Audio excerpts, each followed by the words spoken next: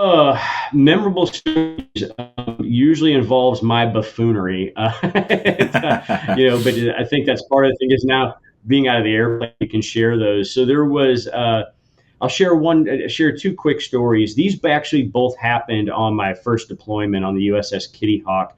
Um, One night we were about 600 miles east of Japan, operating out there. And it was a nighttime launch. Snap Davis is my Rio. We launch, and as we go down the catapult, our displays start flashing, and then the displays came back on. We're climbing out, and the weather's not good. We're in the clouds. We're climbing out. We're going to join our flight lead up, in 24,000 feet.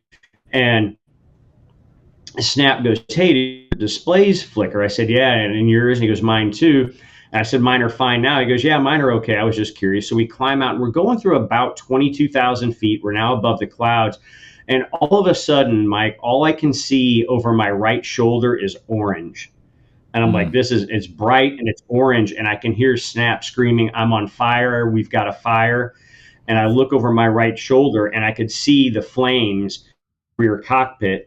I reached down, I knew it had to be electrical, reached down and slapped the generators off and turned off the emergency generator.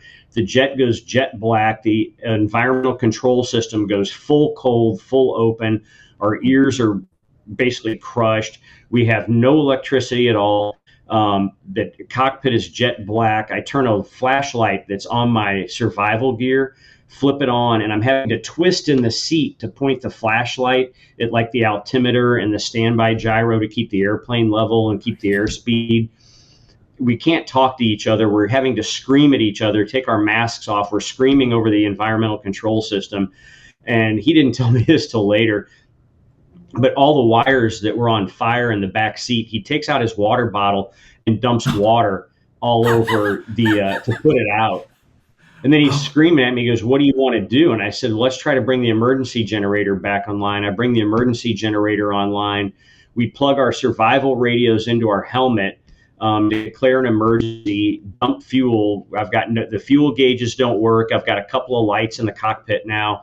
The worst thing is the throttles were electrically boosted because the jet was so long. The throttle cables were, 50, 60 feet long.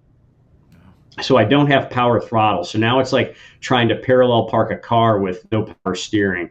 We get vectors down to final, and then I had to land on a pitching deck in the rain with hardly any cockpit lights and manual throttles. But Snap hung in there. Great guy. The aircraft aboard, he had some burns on his leg, and the radar was damaged. But the world-class F-14 maintainers got it back up and running. Took a while. Wow. And then there was one night. There's a thing called a night in the barrel, and there's two kind of F-14 pilots: the pilots that have had a night in the barrel, and the pilots that were gonna have it. And I got to join the club in my first cruise. So the way a night in the barrel happens is the seas will be absolutely calm. They're like, the deck isn't pitching a foot. There's usually a full moon. There was that night. The moon is so bright, you consider leaving the dark visor on your helmet. So we go out, we fly the mission, come back, fly the approach. The approach is going great. It's a bright night, steady deck. Maybe I let my guard down a little bit. Nobody knows why this happens. It's all psychological. And so I come around and I bolt her, miss the wires, no big deal. Come around, bolt her again, bolt her the third time. Now we're getting low on gas, so low on gas that they've got a tanker is now flying formation off of my right side on the approach, because if I don't get aboard on the fourth time, we are out of gas and ideas. Sure enough, come around, high, fast, flat, and close, miss the wires a fourth time. The tanker accelerates and gets out in front of me. I clean the gear up, put out the refueling probe. I'm drenched in sweat. My hands hurt because I'm gripping the stick so tight. Managed to somehow get the probe into the pit. We're only at 2,000 feet, middle of the night. Take a couple thousand pounds of gas. Come around. So now this is our fifth attempt, and I miss again.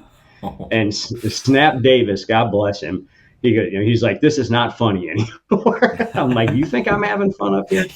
So we come around. So now it's the sixth try, and this it's either get aboard or eject. I mean, Yeah. this is, and I made up my mind. So as soon as we get over the ramp, the ball's still on the lens. Everything's looking good. I'm not going fast or flat. I deploy the direct lift control, which raises the spoilers on the top of the wing, and I put the stick in my lap. Mm. Which what that does is the F-14, because it's so long, it actually drops the tail of the airplane. So the hook grabs the wire. We were getting aboard, whether by hook or crook, we were getting aboard. Now the problem is because I had jacked up the AOA on the airplane, was the hook grabbed, and I could feel the tug of the hook, and I'm like, yes, thank you God. The problem was we were still flying, so we were a couple of feet off the deck. The hook grabs, airplane stalls, airplane comes down like crap off of a tall moose, about jars the fillings out of my teeth.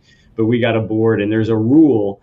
There was back in the day. Now this is 1994. This is old school, old fighters, and if anybody, and I saw that this happened to other guys, you never said a word about it. You never gave them a hard time or anything. So we walk in. I'm dehydrated. I'm covered in sweat. We take our flight gear off. Barry's like, hey, how'd the mission go? You want to go grab something to eat? And not a word was ever said about it. Right. It just, Yeah. I had joined the club. That was it. And, you went back to work the next day.